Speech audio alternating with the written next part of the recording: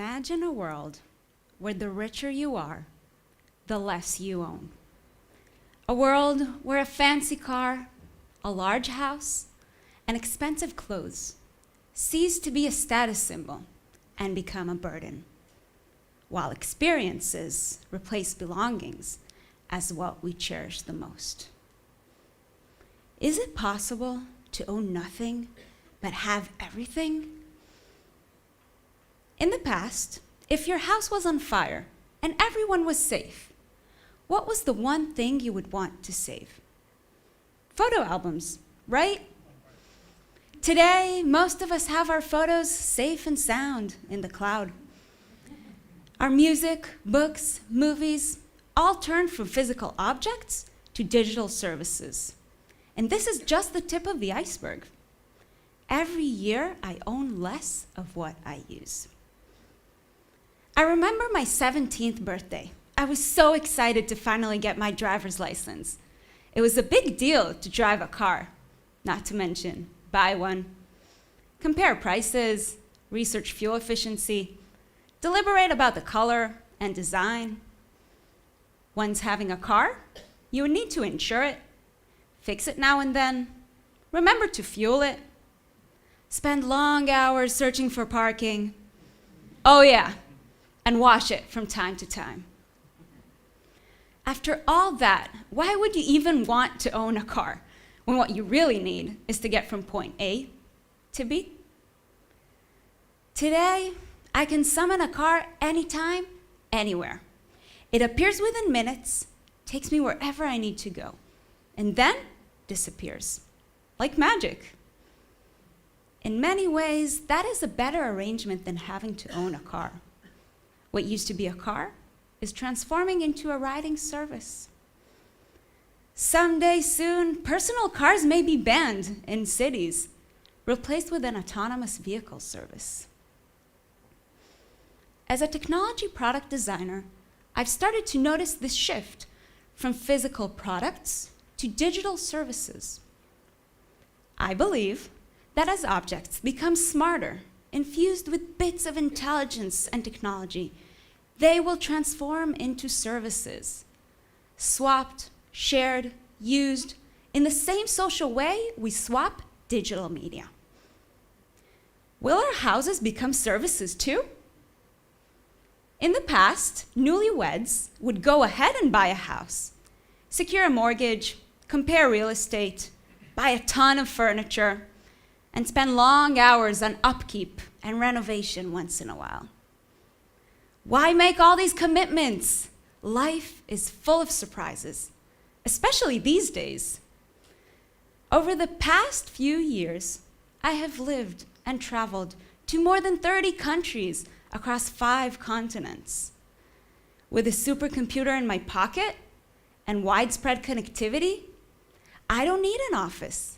I can work from anywhere. Travel has become a way of living, serving as fertile ground for a new generation of nomads. And that's when owning stuff really becomes a burden. Services are more important than ever. We've all experienced at some point the joys of service. Gyms, barbershops, restaurants, cleaning services. Whatever it was for you, I bet that among other things, this gave you a little more freedom, a little more time, and peace of mind. Then why stop there? Imagine a world where all the physical products around us transform into digital services. How would life look like with no belongings, no commodities, no wallet, no assets or property? A world where the only things you can buy are services and experiences. Let me take you to a day in a life in this kind of future. I live in a complex, a place with everything I need to live, work, and play. Like a lot of my friends, I prefer the co-living housing because of the round-the-clock services they offer. Once in a while, I might choose to cook for myself. I subscribe to a food service that sends me fresh ingredients from a farmer nearby, carefully selected based on my culinary preferences. I'm thinking about upgrading to the premium organic service everybody's talking about, cooked by a famous robot chef. I subscribe to most of my clothes. Every morning, they arrive at my window port with a drone. I can wear something different each day of the year if I want. At the end of the day, I'll drop them to be picked up by the drone. I 3D print my jewelry. Actually, this is something I already do. If I have a special occasion, I might 3D print a dress designed especially for me and custom shoes based on a scan of my feet. Once the event is over, I'll simply drop them in the recycling bin. The material will be recycled into its original state. My apartment has no closets, no washing machine or dishwasher. I don't need to worry about mortgage, maintenance, or even renovation once in a while, because furniture and decor became services too. Once we have kids, we'll probably subscribe to a baby equipment and toy service. Every couple weeks, the toys will be swapped and we will receive fresh ones, sterilized, of course, based on my kids' age and preferences. My home will transform as my needs change, when I move from city to city, or as my family expands. I can stay for a year, for a month, or even just a few days. When I travel, I don't need to pack anything. The things I normally use will be waiting for me wherever I land. This new world might raise some concerns, such as, how will it feel like not owning anything at all? Will that make me homeless? Will we lose the emotional connections we have with objects today? Questions about friendship and relationships. What will our social life look like? How will we raise our kids? And what will it feel like growing old? On the other hand, maybe this is actually an opportunity to redesign our crowded cities, replacing parking lots and large isolated housing with green parks and shared communal spaces. Freeing up time to pick up a new hobby or spend it with loved ones instead of wasting it on chores. Maybe this is an opportunity to update our 1,000-year-old education system.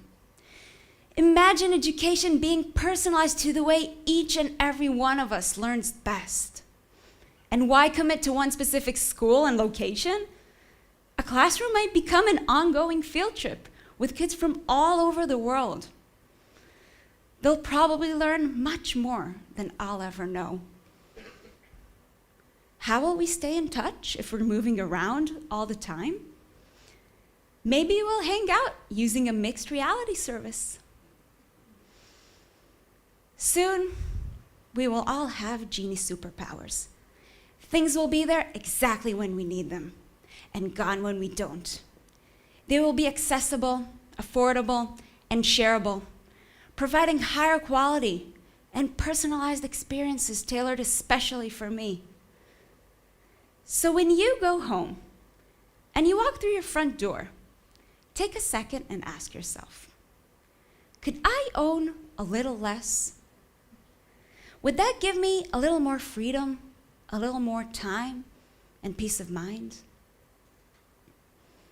Some may ask whether I might feel untethered by not owning anything at all. I tell them I feel the opposite.